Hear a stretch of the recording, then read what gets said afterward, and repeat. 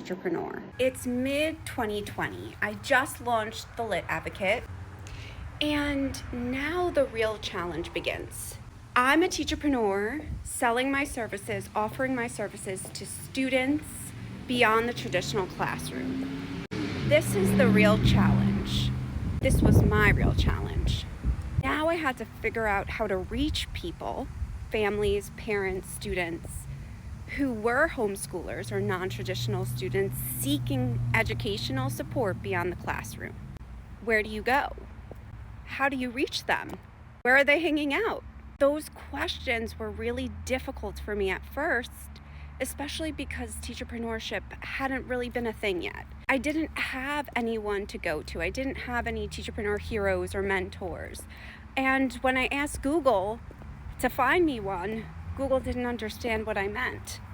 So what I essentially realized was that I had the teacher part down. If I couldn't find a teacherpreneur mentor to support me, I would have to find an entrepreneur mentor to support me. Because I had that teaching element, I was educated, it was my expertise. But what I really needed was the support in business, how to be an entrepreneur. And a big part of that was about mindset. I realized regardless of my fields or industry, what I needed to work on was storytelling. In order to reach those families, parents, students beyond the traditional school system, beyond the brick and mortar, I had to tell my story. I had to craft my story. And not that I was fabricating it, but telling a story. It meant speaking to the hearts and minds of my ideal client. It was about connecting through storytelling and showing the transformation in my students, especially showing the transformation in my students after they learn to read. So here's the thing. When you are a teacherpreneur, you are also a CEO.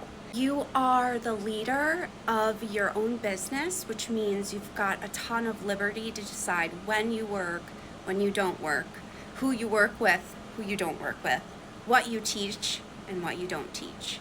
But that also means that you are your biggest advocate. You are the person who needs to feel comfortable selling your services. You are taking care of marketing. You are taking care of finance. You are taking care of teaching.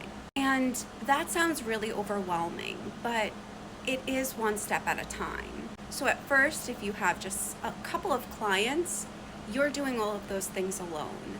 But then you move into scaling, if that's where you decide to go, and you create a team of teachers that can help support you or assist you in any way.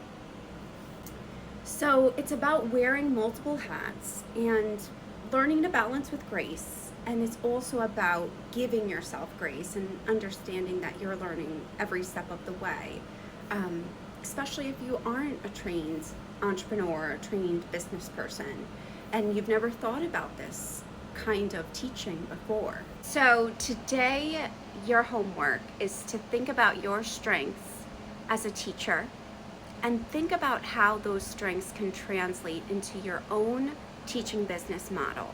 Is it about creating your own curriculum? Is it about supporting other educators who are just getting started within or beyond the classroom? Is it about providing specialized services that fit within your expertise? But I want you to remember that being a teacherpreneur doesn't mean you're leaving